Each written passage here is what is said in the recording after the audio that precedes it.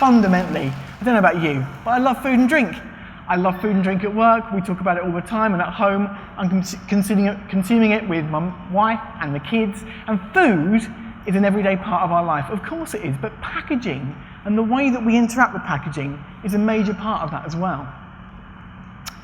And at Touch, we are involved in the day-to-day of really getting under the skin of what is driving people in terms of the way that they use food, drink, and packaging.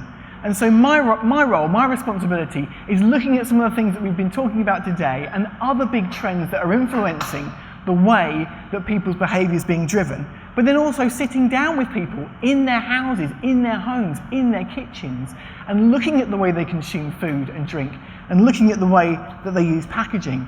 And because of that, we've actually created quite a niche in our market. There's lots of agencies out there that are doing an awful lot of different things in terms of design, but we are really trying to join up the dots in terms of how our clients can actually leverage technical innovation for packaging. So why am I here today? Well, Charles gave me a brief introduction, but I'd like for us to really go beyond and think about the role of packaging as it tends towards the way in which it's used for food and drink in this bigger context of things like the macro trends we heard about today in terms of global cooling, etc., and take you on a bit of a journey. And you know, packaging gets an awful lot of bad press, doesn't it? Sustainability is a major, major part of how people are starting to think and how people are starting to behave, and we are seeing consumers' attitudes start to move, start to become more responsible, start to take things more seriously, and start to get more pissed off with the fact that actually there aren't enough alternatives for them. And when you look at the data, it is absolutely unbelievable. We are now being forced to engage. You know, we cannot rest on our laurels anymore when we think about the way in which food waste is actually, food waste and packaging waste is actually driving us to a situation where we need to improve the way that we do things. So in this saga that's playing out in our society against a mountain of food waste, where do we think packaging currently lies? Is it a hero or is it a villain?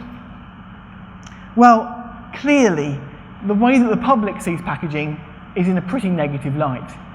And food waste is driving packaging waste. The two things go hand in hand. But when packaging is not thoughtfully thought through in terms of the way that it's used, then there's an issue.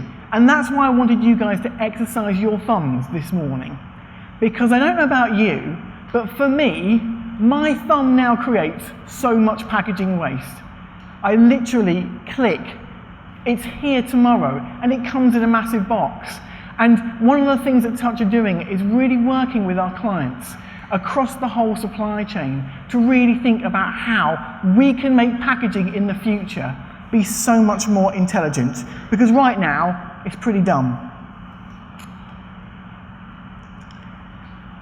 You know, used for good, packaging can absolutely be the hero. I don't know if you can see the detail on the screen, but fundamentally, without packaging, the little red mark is showing you what that lifespan is of those products, and with packaging, it's showing you how much longer it'll last. So, you know, we need packaging, but the question is, are there ways in which we could actually make it work even harder for us?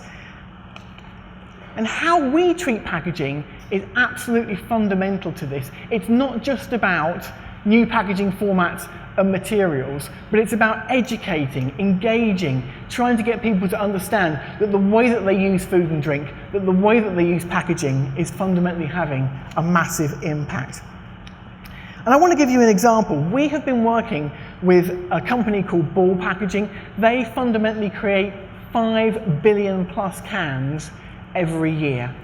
And so they know that in terms of the use of aluminium, they have got a massive responsibility.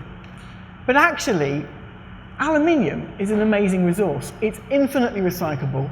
You know, this stuff is ready to use again within 6 weeks. But the tragedy is that we actually throw in the UK 35 million quid's worth of aluminium into landfill. It's amazing, because once that aluminium goes into landfill, it is a total waste. Can't be reused, can't be extracted, and the cost of actually extracting raw aluminium costs a fortune and takes 90% more energy than it would be to recycle. So we still have some major hurdles to overcome with consumers. We still have some major changes that need to be made in terms of the way that people interact with their packaging. But we need to give them the opportunity. We need to create better recycling streams to be able to assist them.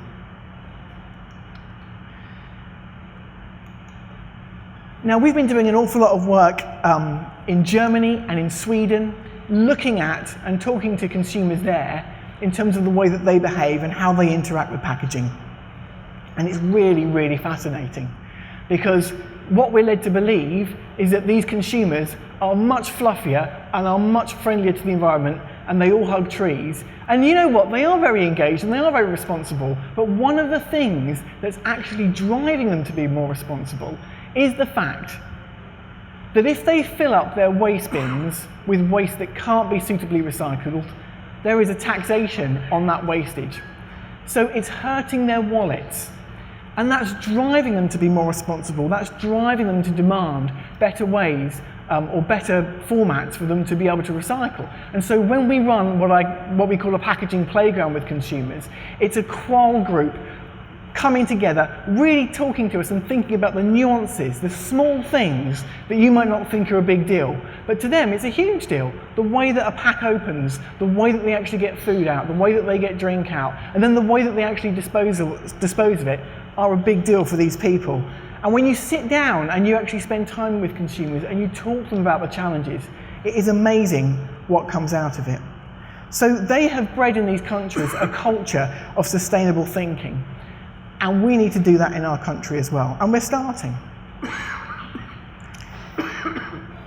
There's a much greater awareness and a much greater level of engagement in terms of the millennials, as we call them. And I don't know about you guys, but when my kids get back from school these days, they are constantly talking to me about stuff that they've been doing at school that's all about the planet and the environment. And there is a much greater awareness and a much greater level of engagement with our children, and I think that is so important. It's going to be a key driver in future. Education is a must. And so undoubtedly consumers in the future are going to be much more demanding, not only on a good deal for themselves, but actually on a good deal for the planet.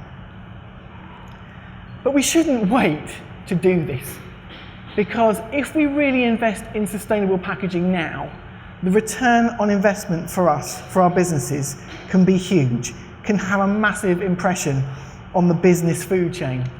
And that's one of the things that I'd like to talk to you guys about more today. And we're already doing it. Some of our clients have been brave enough to give us briefs to really challenge us to push what can be done.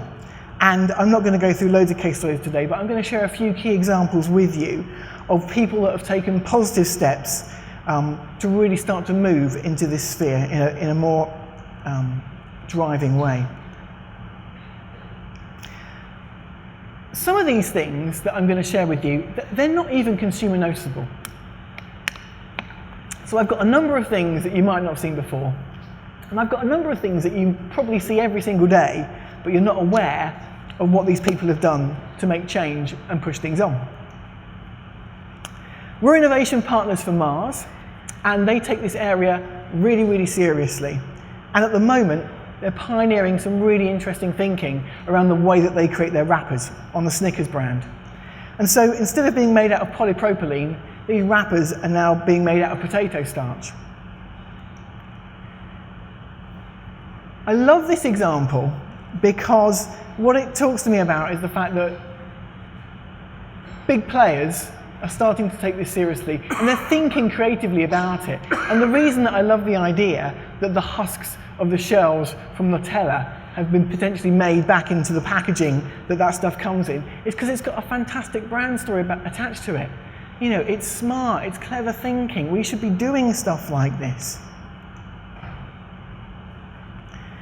And so those things that I've shown you were maybe subtle, But this one is pretty radical. You know, PET and glass is so ingrained into the way that we think about the drinks industry.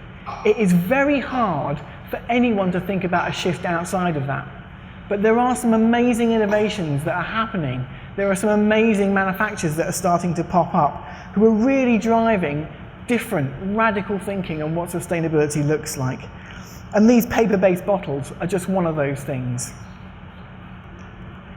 And you might think that's really far-fetched, but the reality is, big players are taking this really seriously. And Carlsberg announced very recently the fact that they are going to be investing and properly thinking through the strategy for sustainability. They have got a major drive forward on this, and we've run a number of packaging workshops with them over the course of the last 18 months, to the point where they now are thinking about a wood fibre-based bottle that could potentially be something that plays alongside glass and PET for them. And that's fantastic. This bottle would be 100% sustainable, it would be biodegradable, but 100% compliant with food and drink regulations. It's in its infancy, but it's happening. And these guys are starting to actually make some headway.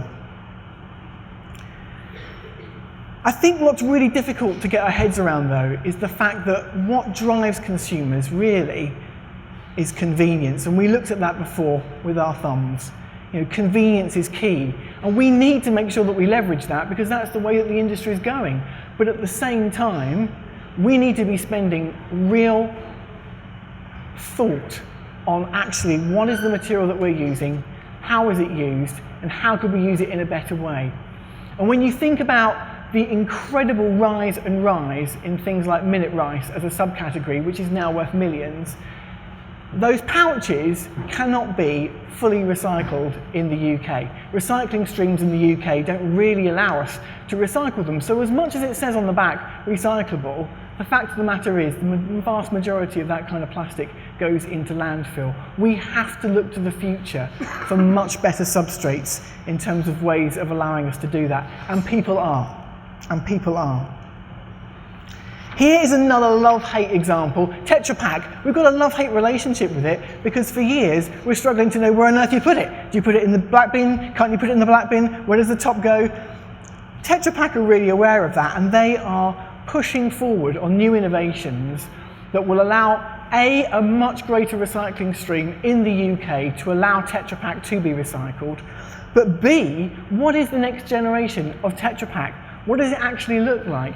And Tetra Rex is something that will be totally recyclable, including the cap, fully biodegradable. It's in its infancy, but it's coming. This one's crazy.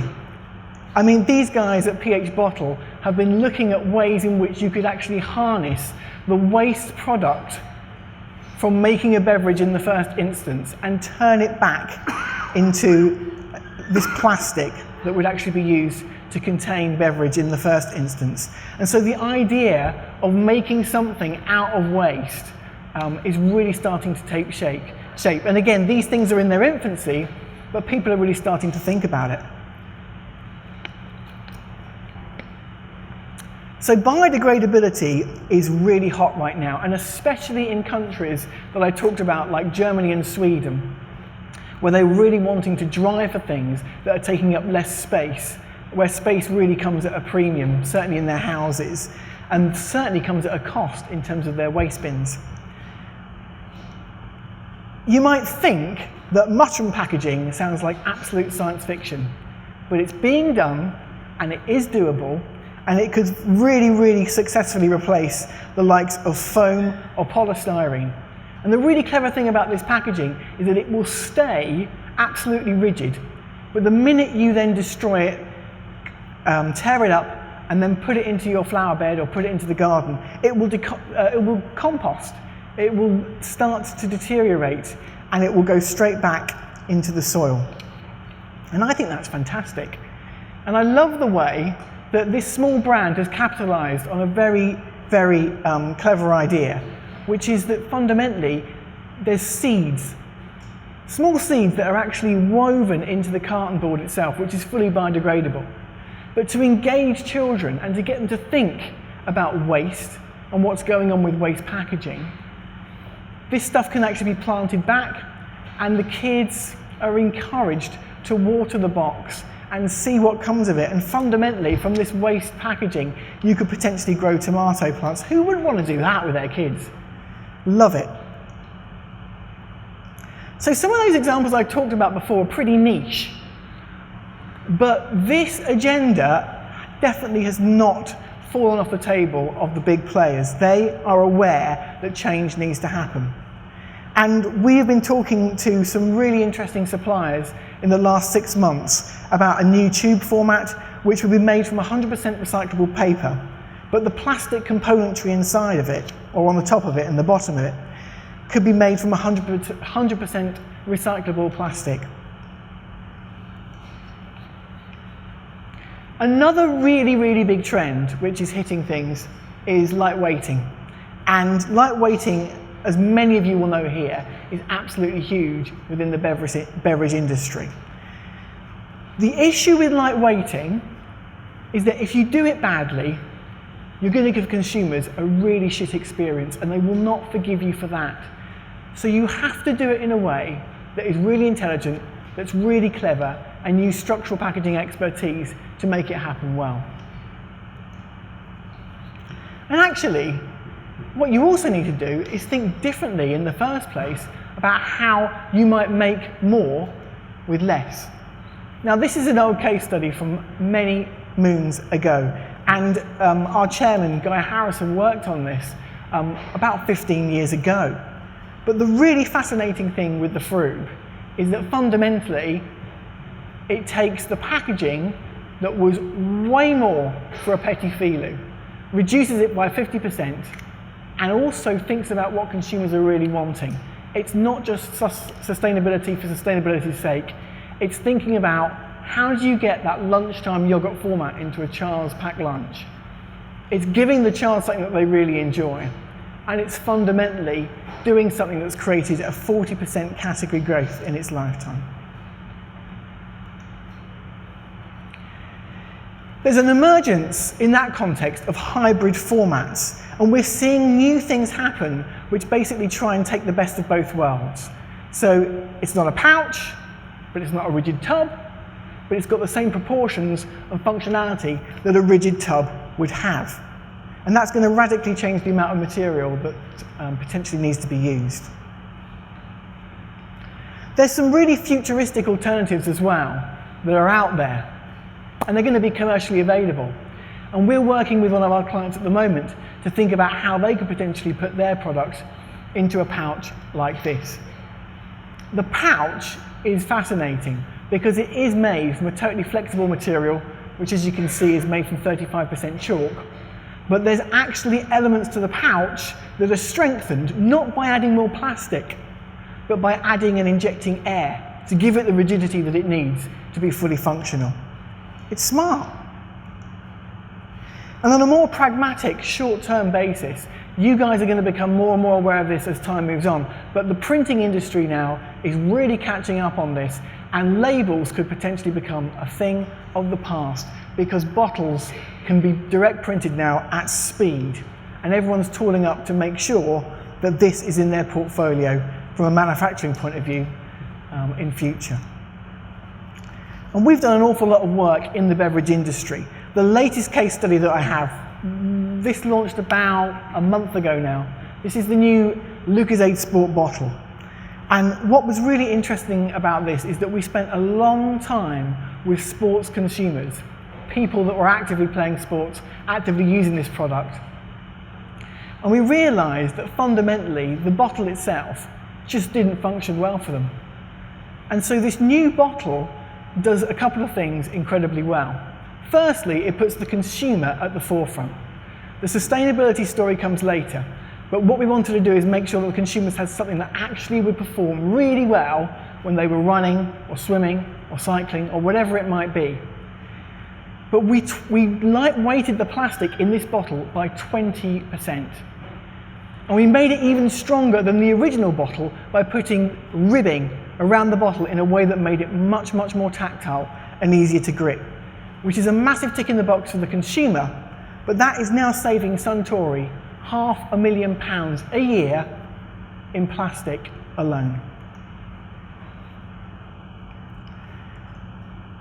So when you think about a situation like that, you need to really find a way of making sure you're answering the consumer challenge, but you're also going beyond, thinking about what the business opportunity is and what the sustainability story could be for you. This is an innovation I want to share that is a difficult one for us to talk about because we did this about 5 years ago and it didn't catch on. Dairy Crest have actually licensed this now in other countries and it's actually selling like hotcakes. But the idea was that instead of a milk bottle, and you know how many milk bottles you get through in a week, I certainly know how many I do, there's a pouch that goes into a caddy format that you have in the fridge. Bags of milk.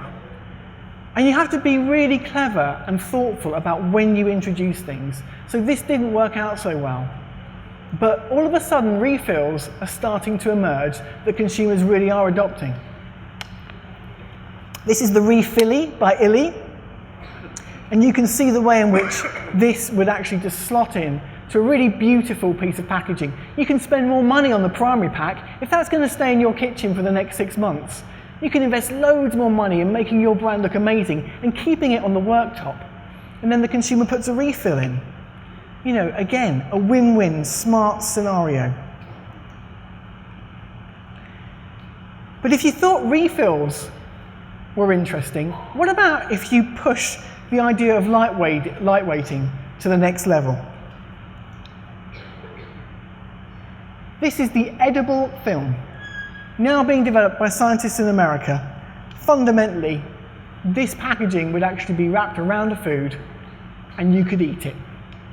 And they're looking at ways in which that technology can be developed into a spray-based format which could actually coat food. So for some things, you wouldn't need to package it in any case, especially if it's part of a multi-pack. The beeswax wrap. This is an interesting one because I think, especially for you guys, as you think about the idea and the trends that we've heard about today in terms of people's relationship with wanting things that feel more natural, more real, this has been pioneered in a way which allows the actual packaging itself to be breathable. So just in the same way as a lemon rind or an onion skin, this could actually be wrapped around a product, and unlike cellophane, it's got all those natural elements to it which allow the product to actually breathe like it would have done in the first place. It's been created by a company called Abigo.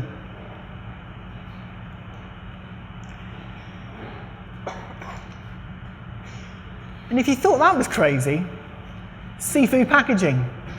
So scientists are now looking at ways in which the polymers from natural organisms like seaweed, like shrimp, can actually be taken and used as totally natural, biodegradable polymers that have come from a natural source in the first place.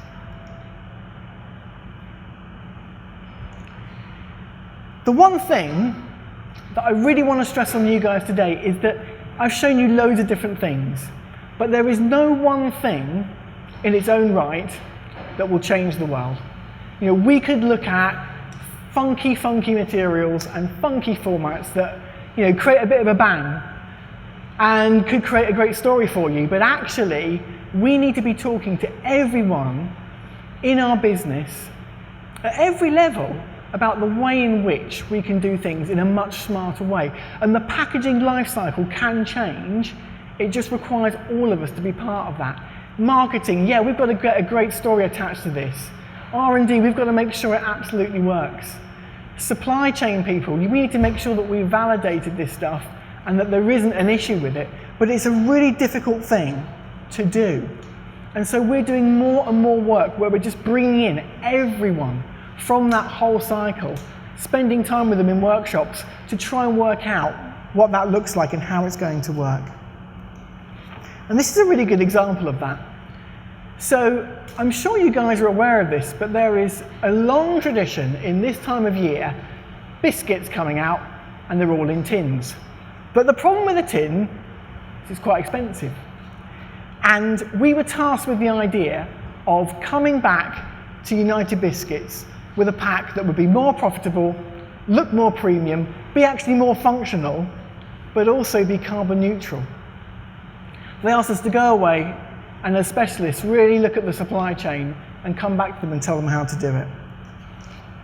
So we ran a workshop and we brought in all those key players and we explained that the way to find a solution to this was not just to come up with some ideas on a post-it note about what this new format might look like, but to really look hard at ourselves in terms of what we were doing. What was the behaviour? How were we making these things in the first place, and what was the issue? And the issue was that tins, hundreds of thousands of tins, were made in China, were put onto a big freight, and then shipped across to the UK. And in those tins was air. So it's actually quite simple. Sometimes solutions are really easy, but the way to change that was to create a format that would not need to be shipped from China. And so simply developing a really premium packaging format that looks great, that feels great, and we've got functionality now in this tin that allows you to actually reseal the biscuits, keep them fresher for way longer. But just doing that, just looking at the supply chain and investigating what we could do, was a 48% reduction on pack cost, let alone the massive impact that that was having on the environment in terms of the carbon footprint. So, in conclusion, packaging can absolutely be a hero. It is just about the way we use it. It's just about taking a moment and not going and getting the first thing that you can find off the shelf, but spending some time investigating, what can we do? Is there a better alternative? Are there better materials that we could be using? How can we progress this, and can we do it in a profitable way? And the chances are, you really can. There are quick wins out there. There are ways of doing things differently. And sustainability doesn't actually have to be a huge investment, but you've got to know how and where to apply it. And so having people that can help you and hold your hand through that process and work with you, with other people within your supply chain to get these things done is really important. And that's fundamentally where our technical excellence has really stood us heads and shoulders above some other people in terms of being able to come alongside and actually explain what can happen in a factory. We are not an agency that are full of just designers. We're an agency that have got people who actually understand how you can make these things happen.